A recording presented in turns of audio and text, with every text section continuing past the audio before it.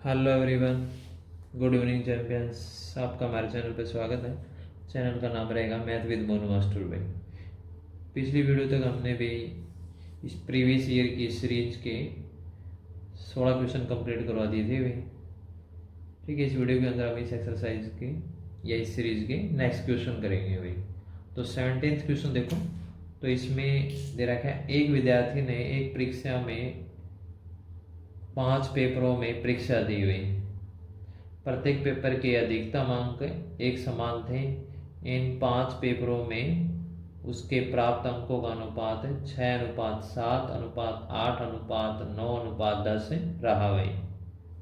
इन सभी पेपरों के प्राप्त अंकों का योग अधिकतम अंकों का 60% रहा है। विद्यार्थी ने कितने पेपरों में 50% से अधिक अंक प्राप्त किए। ठीक है, तो ये इसकी स्टेटमेंट रहेगी। तो उसने एक परीक्षा में किसी विद्यार्थी ने 5 पेपर दिए हैं और उसके जो अधिकतम अंक थे, मतलब सारे पेपर के अंक समान थे, जैसे 100 नंबर के हो गए। इन 5 पेपरों में उसके प्राप्त अंकों का अनुपात यो दे रखा है। इन सभी पेपरों के प्राप्त अंकों का योग जो होगा वो अधिकतम अंकों का क्या रहेगा, 60% रहेगा। अब ये बताना है कि उस विद्यार्थी ने 50% से अधिक अंक प्राप्त किए कितने पेपरों में किए भाई, वो हमें बताना है। ठीक है, इसमें जो अनुपात गिवन है 6, 7, 8, 9 और 10। ठीक है, तो ये 5 पेपरों के प्राप्त अंकों का अनुपात दे रखा है। तो इसी से हम प्राप्त अंक मान लेंगे, यानी पहले पेपर में जो प्राप्त अंक होंगे 6x, अनुपात में ले लेंगे सीधा सीधा 7x, और ये 8x, और ये हो जाएगा 9x, और ये हो जाएगा 10 में। ठीक है, अब ये तो हो गए हमने रेशो के अकॉर्डिंग, एक्स एक्स रिकॉर्डिंग में हमने ले लिए। मान लिया हमने किसी एक पेपर में जो अंक थे वो अधिकतम अंक थे, कितने थे, 100 अंक मान लिए हमने भी, एक पेपर के अधिकतम अंक। तो जो अधिकतम अंक, ठीक है, एक पेपर में जो अधिकतम अंक है वो कितने हो गए, 100। और 5 पेपरों में कितने हो जाएंगे, 5 पेपरों के अंदर जो अधिकतम अंक हो जाएंगे हमारे, कितने हो जाएंगे, 500 हो जाएंगे। ठीक है, 5 पेपरों में। अब इसमें साफ साफ जो दे रखा है कि जो इन सभी पेपरों के प्राप्त अंकों का जो योग होगा वो अधिकतम अंकों का कितना रहेगा, 60% रहेगा। 500 पेपरों का जो योग है ये प्राप्त अंकों का योग है, तो इनको ऐड करो according to question. 6x + 7x + 8x plus में 9x और प्लस में 10x, और बराबर में देखो एक पेपर के अंक हमने 100 लिए हैं और 5 पेपरों के अंक कितने हो जाएंगे। ठीक है, आप करा के यहाँ पे दिखा देना भाई। 5 पेपर के जो अंक होंगे हम 100 से मल्टीप्लाई करेंगे, कितना हो जाएगा, 500। तो 500 होंगे 5 पेपरों के प्राप्त अंक। लेकिन इसमें बोल रहा क्या है भाई, जो प्राप्त अंकों का जो योग रहेगा वो अधिकतम अंकों का 60% रहेगा। अधिकतम अंक कितने हो गए हमारे, 500 हो गए 500 पेपरों के, तो उसका 60% हम निकाल लेंगे। यहाँ पे 2 0 2 0 कैंसिल हो जाएगी। 5 की 6 60 से मल्टीप्लाई करेंगे, कितना आ जाएगा, 300। अब इनका जोड़ करो, 6 7 13 13 8 21 29 और 10 कितना आ जाएगा, ये 40x आ जाएगा। यहाँ से 1 0 से 1 0 कैंसिल, और x की वैल्यू आ जाएगी 30/4। कैलकुलेशन करेंगे तो ये आ जाएगी 15/2। ठीक है, अब देखो भाई, ये पहले पेपर के प्राप्त अंक है, ये दूसरे के, ये तीसरे के। अब यहाँ पे वैल्यू रखो और इसकी कैलकुलेशन कर लो। ठीक है, x की वैल्यू रखेंगे 15/2, तो इसके क्वेश्चन के अनुसार ले लो। 6x की वैल्यू निकालेंगे तो x की वैल्यू कितनी है, 15/2। तो 2 से कट करेंगे, यहाँ पे 3 आएगा, तो यानी कि पहले पेपर में प्राप्त अंक कितने आ जाएंगे, 45 आ जाएंगे। ठीक इसी तरह 7x वाले में निकालेंगे तो 7 गुणा में 15/2, तो 2 से तो नहीं घटा, 15 7 105/2, तो ये कितने आ जाएंगे, 52.5 अंक आ जाएंगे ये। ठीक है, ठीक इसी तरह हमें 8x निकालेंगे तो यहाँ पे हो जाएगा 8 गुणा में 15/2, 2 से कट करेंगे तो 4 15 चौके 60 आ जाएंगे। ठीक इसी तरह 9x के वैल्यू निकालेंगे तो 9 मल्टीप्लाई में कितना हो जाएगा, 15/2, 15 9 में 135 और 135 का हाफ करेंगे तो कितना आ जाएगा 67.5 आ जाएगा भाई। ठीक इसी तरह हम अब 10x की वैल्यू निकाल देंगे भाई। तो 10x की वैल्यू क्या होगी 10 गुणा में 15/2, 2 से ही कट जाएगा तो 15×5 = 75। तो सभी पांचों पेपर के अंक आ गए भाई। हमारा जो क्वेश्चन का जो रिजल्ट हमें जो बताना था 50% से अधिक अंक बताने थे, तो ये तो 50% से कम है, तो 50% से अधिक अंक 52.5 हो गए, 60 हो गए, 67.5 और 75 भाई। तो कितने पेपरों में हो गए 4 पेपरों में हो गए भाई।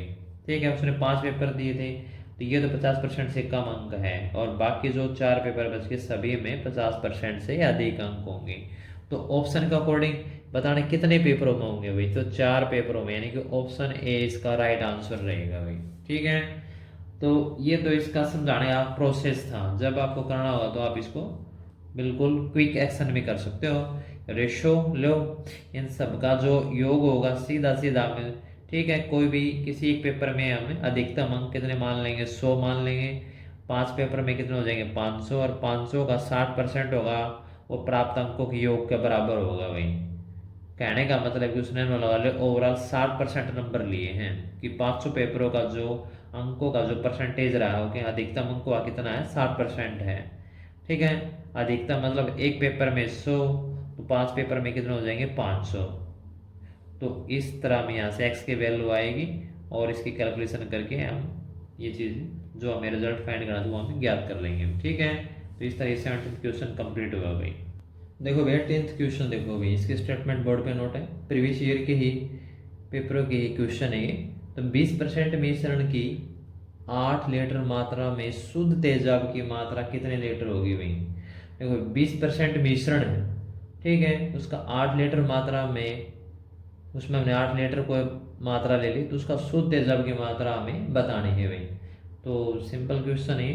तो 8 लीटर का सीधा सीधा इसमें हमें 20% वैल्यू निकालनी है। ठीक है, क्योंकि हमने जो मिश्रण में से ही हमने 8 लीटर लिया है, 20% मिश्रण से 8 लीटर मात्रा में, तो इसका अगर हमें, ठीक है, अकॉर्डिंग टू क्वेश्चन, तो यहाँ से इसकी कैलकुलेशन करेंगे तो 20% वैल्यू 20/% के नाम का नीचे 100 आ जाएगा। ठीक है, 1 0 से 1 0 कैंसिल हो जाएगी। ठीक है, तो 8 को 2 से मल्टीप्लाई करेंगे 16, और नीचे कितना है आपका 10, तो ये आ जाएगा 1.6 लीटर भाई। ठीक है, कितने लीटर हुए, तो लीटर में इसकी वैल्यू बतानी थी, जो कि ऑप्शन ए रहेगा। ठीक है, तो 18th क्वेश्चन स्टेटमेंट के अकॉर्डिंग इतना है भाई। ठीक है, इसको ध्यान से करना, आराम से हो जाएगा। नेक्स्ट क्वेश्चन देखो भाई 19th क्वेश्चन देखो, एक बल्लेबाज 21वीं पारी में 84 रन बनाता है, जिससे उसकी औसत 2 रन बढ़ जाती है। 21वीं पारी के बाद उसकी औसत बतानी है भाई, ये ऑप्शन गिवन है। देखो भाई इंपॉर्टेंट क्वेश्चन है, और इस तरह क्वेश्चन निकालने की जो टाइप रहेगी, देखो भाई एक बल्लेबाज 21वीं पारी में 84 रन बनाता है, उससे के बाद तो उसकी औसत बढ़ी है, तो हम इसकी औसत ही मान के चलेंगे भाई। तो यहाँ पे मान लो इसकी जो पहले जो औसत थी उसको हम क्या मान लें, एक्स मान लेंगे।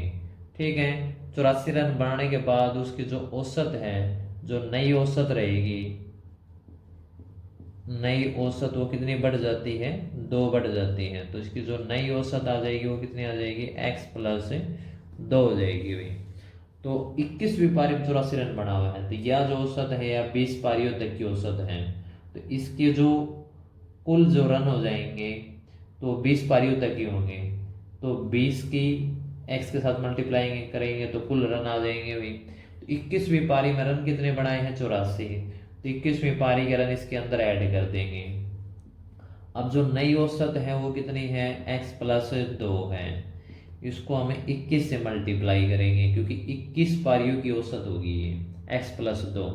ये 20 पारियों की औसत है, ये 21 पारियों की औसत है, तो 20 पारी की औसत में हम 21वीं पारी के रन बना ऐड कर देंगे, तो 21 पारी की औसत के क्या आ जाएगा बराबर आ जाएगा। ठीक है, तो इसमें जो औसत थी वो हमने x मान ली, नई औसत x+2 होगी, तो ये 20 पारी की औसत है, ये 21 पारी की औसत है। बस इसमें ये ध्यान रखना है कि 20वीं पारी की जो 21वीं पारी की जो रन हो 20वीं पारी के औसत के रन में ऐड कर देंगे।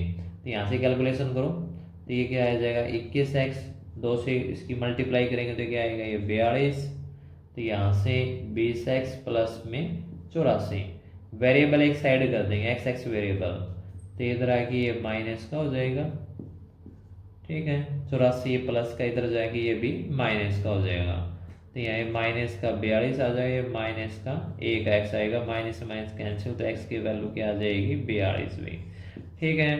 तो ये पहले जो औसत थी, मतलब पुरानी औसत कितनी आ गई 42 है, तो 21वीं पारी के बाद उसकी औसत बतानी है, ये 21वीं पारी की औसत है ये, तो 21वीं पारी की अगर औसत निकाले तो एक्स में 2 और ऐड कर दो, ठीक है।